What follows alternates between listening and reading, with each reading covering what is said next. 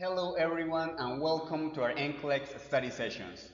Today we'll start unit number 1, the foundations of care, and our first topic is fluids and electrolytes. We'll divide this topic into several parts, and today we'll explore part number 1, electrolytes, body fluid compartments, and third spacing. So by the end of this session, you will be able to define what electrolytes are and why they matter in the body, explain the concept of milliequivalents and their clinical relevance, identify the main fluid compartments and their key electrolytes, and finally, describe what third spacing is and why it can be dangerous.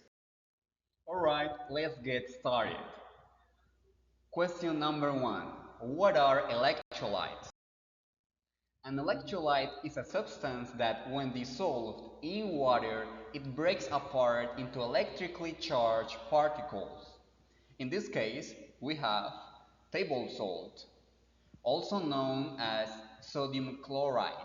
And when you dissolve table salt in water, it splits apart into sodium and chloride.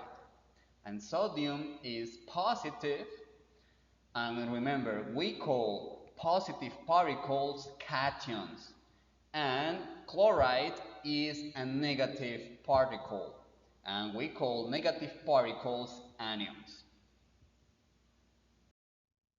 Question number 2. Why are electrolytes important in the body? We already know what are electrolytes, but why do we even care about them? Well, an easy way to remember their importance is this. No electrolytes equals no electricity, and no electricity equals no life. Why? Because our cells, especially our nerve cells and muscle cells, they rely on electrical impulses to function. Our cells are communicating constantly. Let's say my brain wants or my heart to keep pumping, but if the brain cannot communicate with the heart will stop. So that is why this electrical activity is so important, because it keeps the communication between cells. And as you can see in the image, let's imagine that our neurons have trains, and these trains they send messages throughout our body. But the thing is, this train works only with electricity, and this electricity is provided by the electrolytes. Well, another important thing is that they regulate our fluid in our bodies. For instance, sodium helps with the retention of water, and if we have problems with the level of sodium in our bodies, we will be dehydrated, for instance. Okay, so just keep in mind that electrolytes are really important, and you already know two important functions: sending messages and regulating the water in our body. They have more functions, but for now, just remember these two key characteristics. Question number 3. What is a milliequivalent? As future nurses, you will often encounter electrolytes measured as milliequivalents. But what does that mean? Well, a milliequivalent tells us how much electricity an electrolyte gives to the body. So it's not only about its weight, it's about the electricity. For instance, as you can see in the image, 1 milliequivalent of sodium weighs 23 milligrams, and 1 milliequivalent of potassium weighs 39 milligrams. So These two electrolytes, they give the same amount of electricity to our body, but their weight is different. So remember this, with milliequivalent, we measure electricity, not only weight. And when we talk about electrolytes, we care more about the electrical charges than the weight they provide. Question number 4. Why is it important to know about electrical charges of electrolytes in nursing?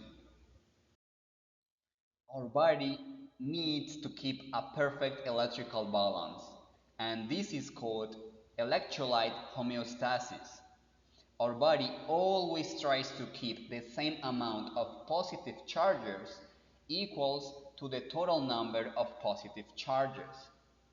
So, if we have too little charge or too little electrolytes in our bodies, whether positive or negative, we are at risk of weakness and fatigue and other problems. And if we have too much charge or too much electrolytes, we are at risk of arrhythmias, seizures, and even more serious problems. So we need to check our patients' electrolyte levels constantly. Let's say sodium. The normal levels for sodium are between 135 milliequivalents per liter between and 145 milliequivalents per liter. So if the sodium levels of a patient go way up or way down, the patient will have problems and we need to intervene in that case. In future sessions, we'll dive into all the major electrolytes and we'll know how to identify if the patient is at risk of developing electrolyte problems and how to intervene. Question number 5. What are the main fluid compartments in the body and which electrolytes are found in each? Well, the water in our bodies is distributed in two main compartments.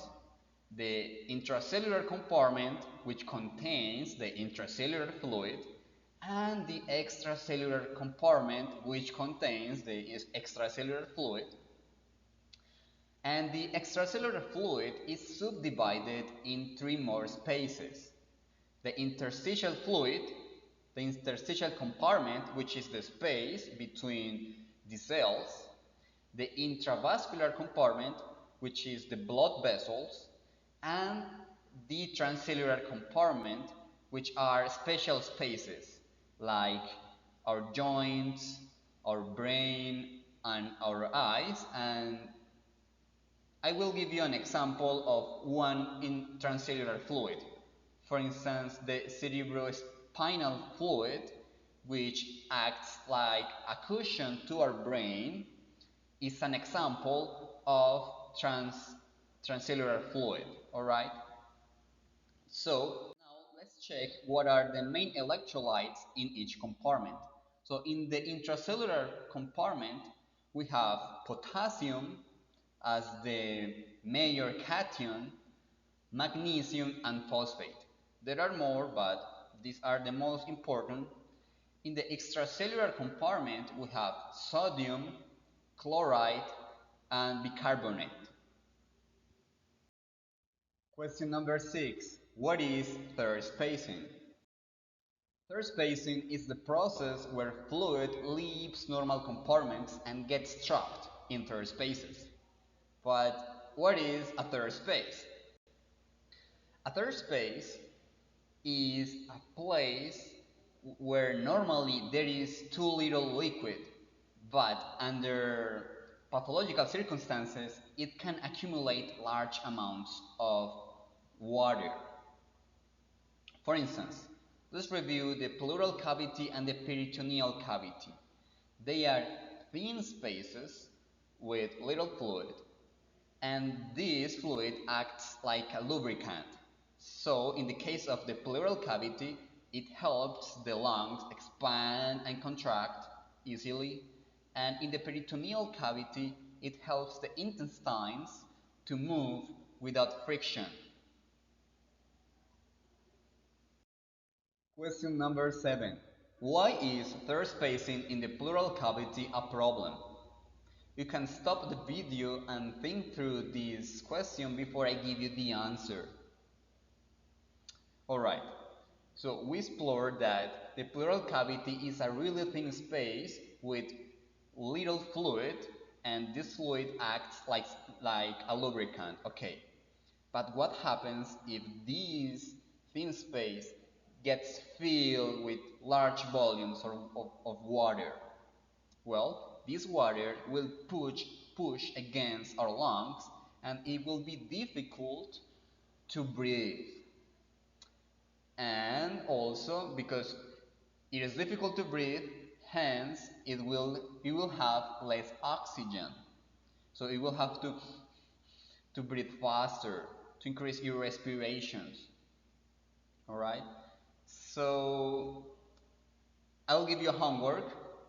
Think of what are the problems if you have large amounts of volume in the peritoneal cavity, also called ascites. Okay, so think about that.